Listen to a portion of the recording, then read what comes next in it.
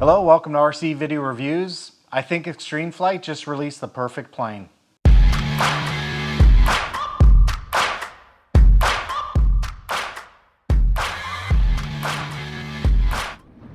In my thumbnail, I said I'm done, and the reason for that is because I'm a review channel, and after seeing a plane like this, I just don't know where we go from here. If you follow the channel at all, you know I have a great affinity for Extreme Flight planes anyway, and this is a brand new release. It's a 67-inch Extra 260 in receiver-ready format, which means all the electronics are in, most of the assembly is done for you. All you really need to do is screw a few things on, glue a horizontal stabilizer in, add your receiver and your battery, and you're good to go. We're going to take a look at the plane, but before we do, let's get into some specs. As I said, this is a 67-inch wingspan. It's 66 inches long, and it gives a wing area of 860 square inches. All up weight is about 8 pounds. The power system that comes in this plane is a T-Motor AM670. I personally have no experience with T-Motor outside small motors for quads and smaller airframes. I've never flown a larger plane with a T-Motor motor in it before, so this will be a new experience for me.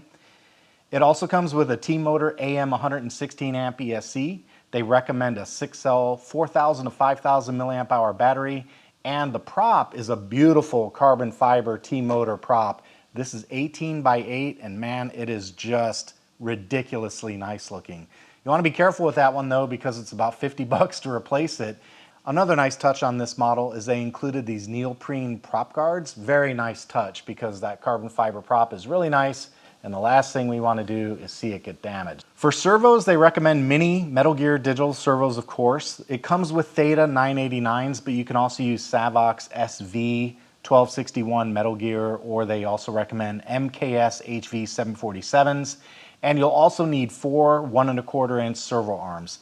Of course, as receiver ready, this one comes with the servo arms installed, and you'll need a couple of extensions to bring your servo wires from the elevator and rudder, which are installed in the back end of the plane, all the way up to the front for the connection to the receiver.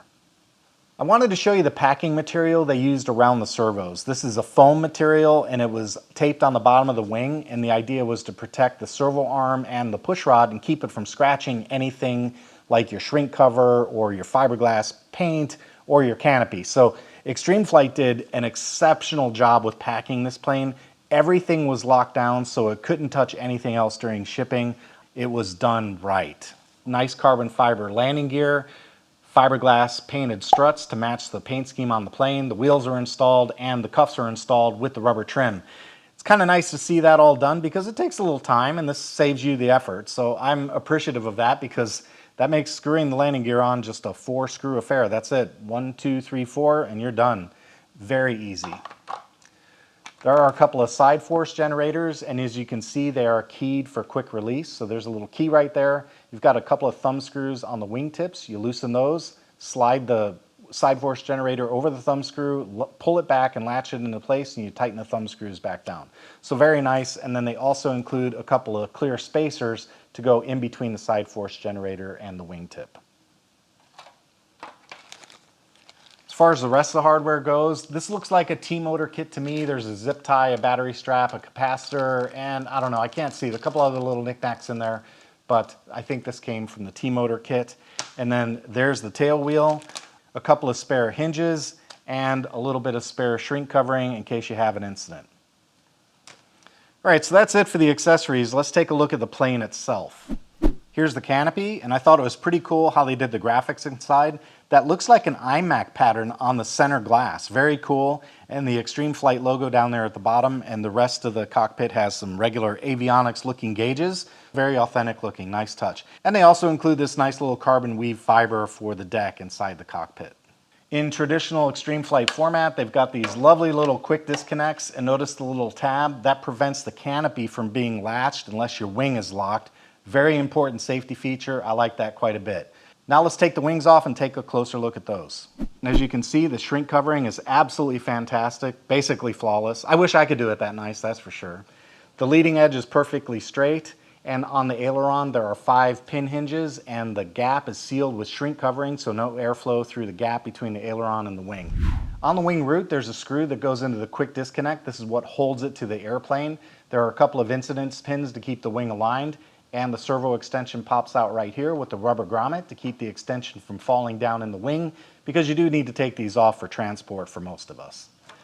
On the bottom of the wing, the servos are already installed, as are the servo arm extensions and the control rods and the horn. So that's very nice. A lot less work to do during assembly because it comes out of the box pretty much ready to go. Here's a look at the port wing, and again, the shrink covering looks perfect, as is the gap between the aileron and the wing. It is perfectly sealed with heat shrink, and all you can see in there are a couple of pin hinges. That's it. Thumb screws on the wing tip for the side force generators, and then on the bottom, our servos already installed with the arm, push rod, and horn. The shrink covering on the bottom of the wing looks just as good as it does on the top. Also notice the difference in contrast. You've got a couple of stripes that go fore and aft on the wing, and then on the top you've got the orange one that goes down the leading edge and the blue one that goes down the trailing edge. So nice contrast pop when it's in the sky. That'll help you with orientation for sure. Here's a look at the equipment deck. Plenty of space for a 6L 5000. Here's the XT90 connector that goes back to the ESC. There's Velcro for the battery and a tie-down strap to keep the battery tight to the deck. On the back, you've got the quick disconnects with the tab I mentioned earlier, and the wires going back to the elevator and rudder, and 2 more servo extensions for the ailerons to the receiver.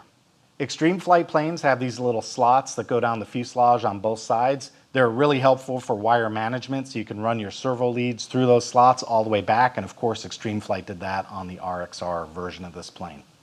On the belly of the plane, the cowl is opened up nice and wide for airflow. I like that a lot. You're definitely going to move a lot of air through there. That's a nice touch. Well done.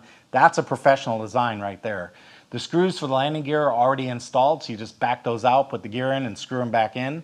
And there's also some holes after the landing gear to allow airflow to move over your electronics inside. So looks like ventilation is well cared for on this plane. Very well done. Now, as far as the tail feathers go, there are a bunch of nice features back here. Let's start out by looking at the horizontal stabilizer. First thing I see is some G10 in there for a torque arm, and that's the way to do it. If you're going to have a torque arm connecting 2 elevator halves, that's good material because it doesn't flex at all. Also notice that the horizontal stabilizer is keyed to the fuselage. That really helps with alignment. I love that. It also makes it really easy to glue. You won't wind up with a big gluey mess. You just cover this with your epoxy or whatever glue you like to use and slide it in, and it's a very easy cleanup. And as long as you push it in and seat it fully, you should have the right alignment from your leading edge on the horizontal stabilizer to the wing. Of course, the control horn, push rod, and servo arm are already attached, so that makes assembly really easy. And then the horizontal stabilizer, as I said, just slides right into its spot right here. Just get that in there, and it seats in there just beautifully, and it looks perfect. Very nice fit. And there's also a booty plug to cover the gap where the horizontal stabilizer goes in. You can slide that in and glue it in place with a little thin CA, and that'll set up really quick. Another thing I really like about this plane is they use a wire to attach the rudder. So on the rudder, the hinges are already installed. All you have to do is line those guys up.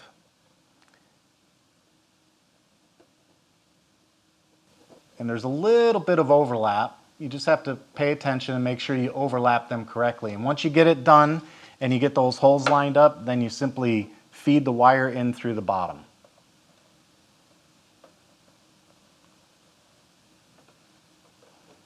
Takes a little bit of time. You just have to be patient with it. Once you get the second one in, the rest should start getting a little bit easier.